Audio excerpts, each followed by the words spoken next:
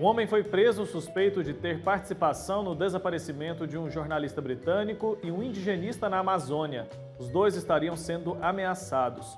O Alan Ribeiro preparou uma reportagem contando quem são Dom Phillips e Bruno Pereira. A gente vai ver agora. A polícia militar prendeu um suspeito pelo desaparecimento do jornalista Dom Phillips e do indigenista Bruno Pereira. O suspeito é conhecido como Amauri e tem um histórico de ameaças a indígenas. Ele já vinha fazendo reiteradas ameaças às lideranças da Univaja.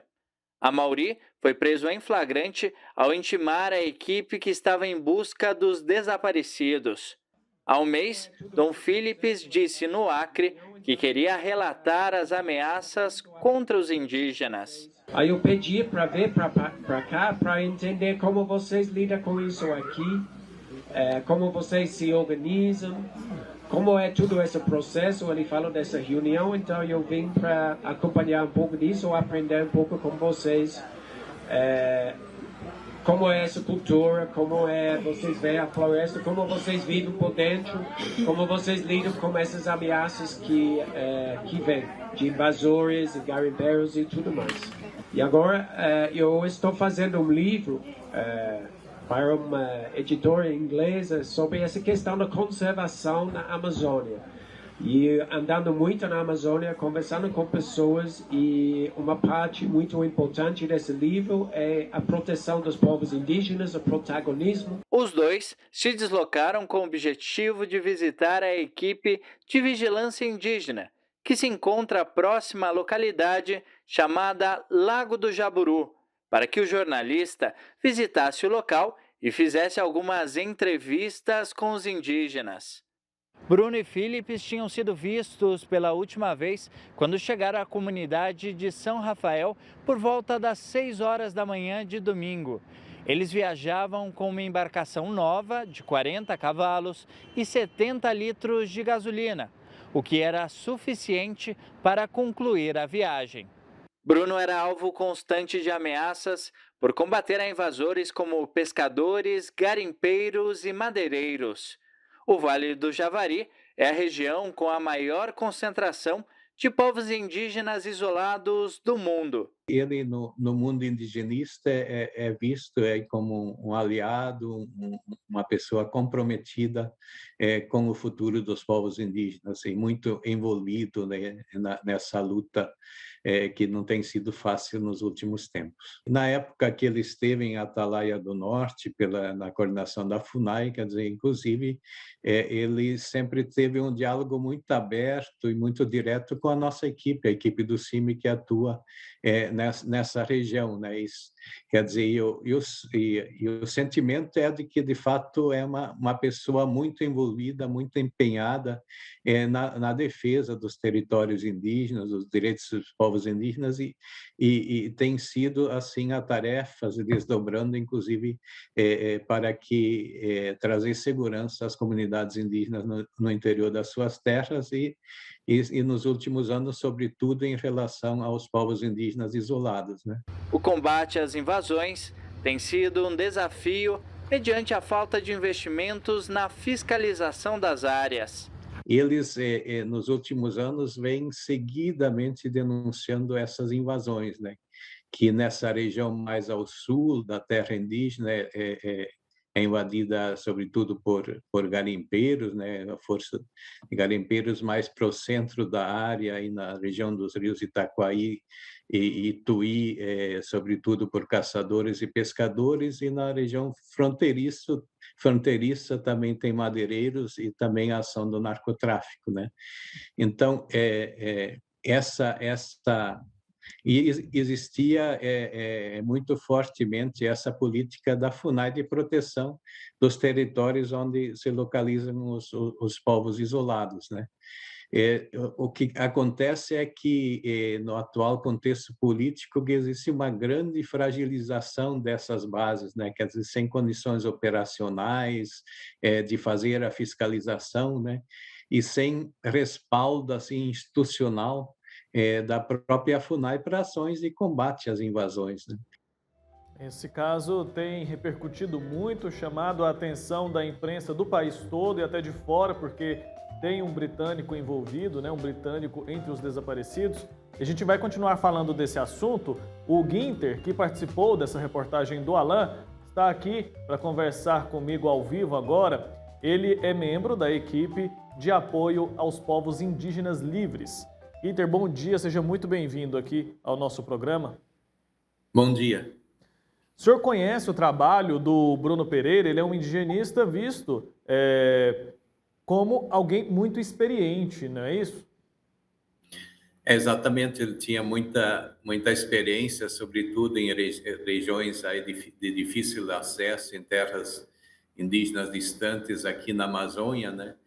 E era um especialista também na proteção dos povos indígenas livres ou isolados, né?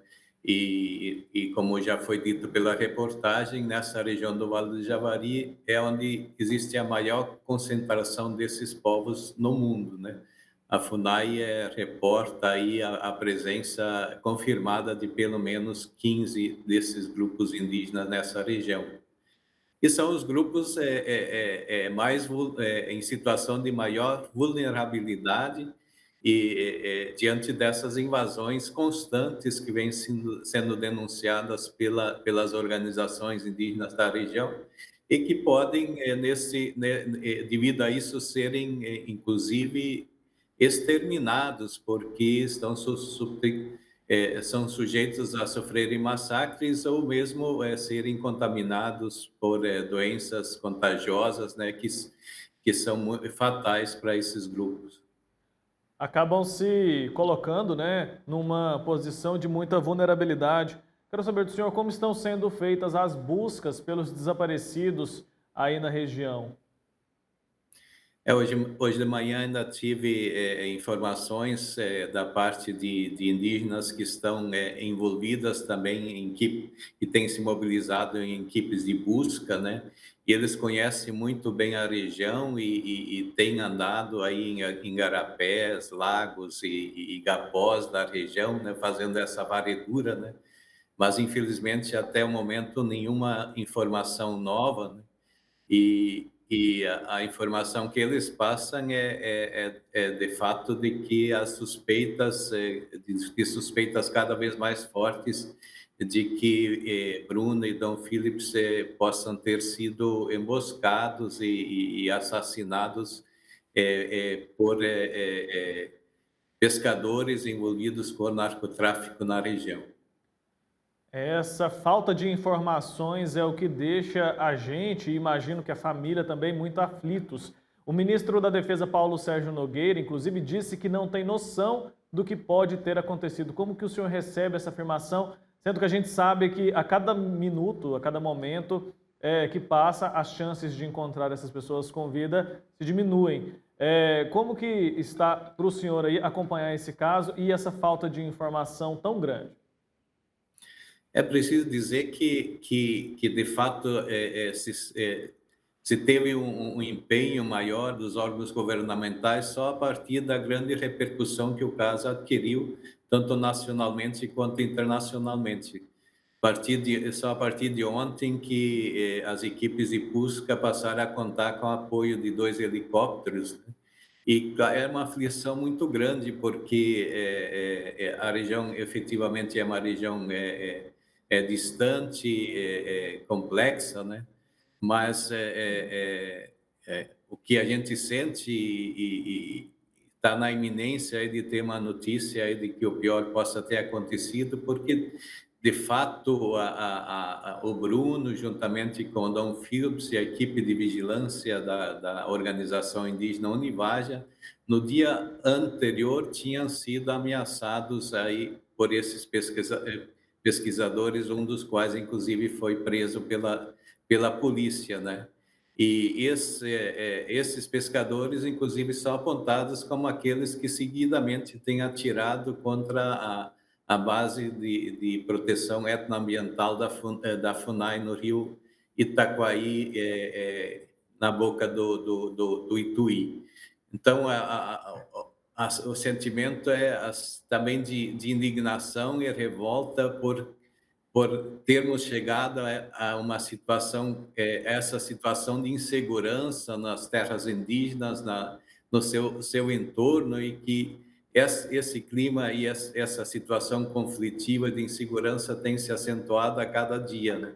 Quer dizer, é triste perceber que já não se pode, qualquer cidadão brasileiro não pode mais andar em segurança no entorno das terras indígenas e sobretudo, aqueles que, as lideranças indígenas e também os apoiadores, né, que atuam na defesa dos territórios indígenas, são atualmente alvos dessa violência advinda com a invasão dos territórios indígenas. O acesso a essa região por parte de equipes de reportagem é muito difícil. Eu queria saber se tem como o senhor descrever para a gente um pouco de como é essa região onde os dois desapareceram. Então, ela é uma região aí na fronteira com o Peru, distante a mais de 1.000 quilômetros de Manaus, né? E o município, a sede do município mais próximo fica na beira do rio Javari, né? E aí subindo o rio Javari, onde se localiza então a terra indígena, que é uma terra que também pega outros municípios aí na região, como Irunepé, mesmo São Paulo de Olivença, e que faz também, a terra indígena faz fronteira com o Acre, né? Então é nessa região aí da fronteira com o Peru que está localizado isso, essa terra indígena, e onde hoje se necessita aí um plano de fato de estratégico de proteção, né? Que está sendo, que já havia de forma melhor elaborado anteriormente, e que hoje está muito fragilizado e sem perspectiva de que, de fato, os índios possam ter finalmente a segurança de continuarem as suas histórias de vida nos seus territórios. Esse caso está tendo muita repercussão. Alguns dizem que é porque existe o envolvimento de um britânico. Eu quero saber se outros casos assim já foram registrados nessa região, que uma pessoa ali com experiência na área, experiência em transitar aí por essa região, desapareceu, às vezes por um acidente, um naufrágio. Tem um histórico de que isso já possa ter acontecido outras vezes, com uma repercussão menor? Então, em 2019, um outro servidor da FUNAI foi assassinado em Tabatinga, que era um servidor que atuava numa das frentes de proteção etnoambientais da FUNAI dentro da terra indígena Vale do Javari, né? E havia já a suspeita de que pudesse estar vinculado à sua ação de fiscalização e de proteção daquele território indígena. Infelizmente, é um crime até hoje não elucidado, né? E muito menos houve qualquer condenação dos assassinos desse servidor da FUNAI.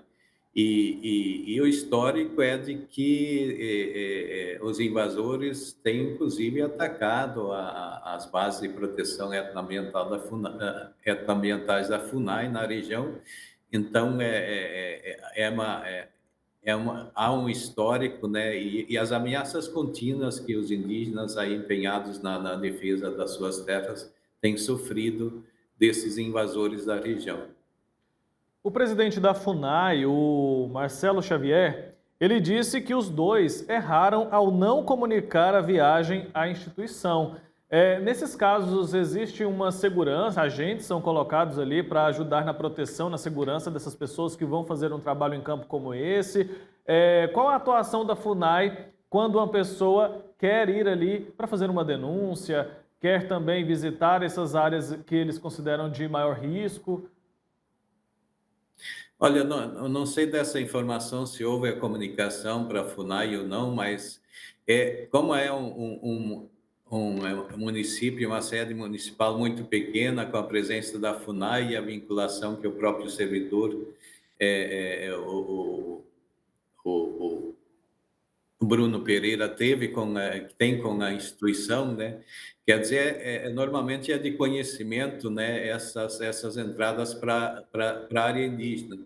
E não faria a menor diferença se a FUNAI soubesse ou não dessa viagem, porque efetivamente o papel que ela exerce está sendo extremamente questionado pelas lideranças, pelas organizações indígenas, exatamente por sua omissão, né?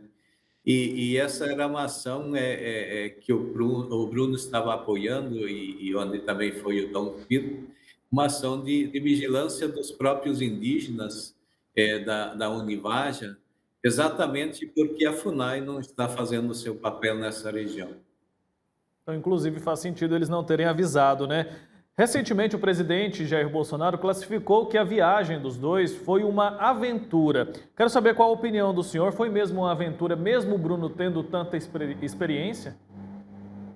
Acho que é uma fala extremamente infeliz do presidente da República, que parece que não tem nenhuma empatia com quem sofre a violência aqui na região amazônica, inclusive, de alguma forma, responsabilizando as vítimas pelo que acontece, né? E acho que não tem aventura nenhuma nessa ação de fiscalização, apenas a vontade do Bruno e também dos indígenas de terem os seus direitos garantidos nessa região. Guinter, muito obrigado pelo seu tempo aqui com a gente, por nos trazer tantos esclarecimentos, nos ajudar a ter uma dimensão maior da realidade e do lugar onde esses dois acabaram desaparecendo. A gente espera que as notícias sejam as melhores nas próximas horas já, porque a gente sabe que conforme o tempo passa, a situação se complica cada vez mais. Até uma próxima oportunidade, viu? Bom dia, eu que agradeço.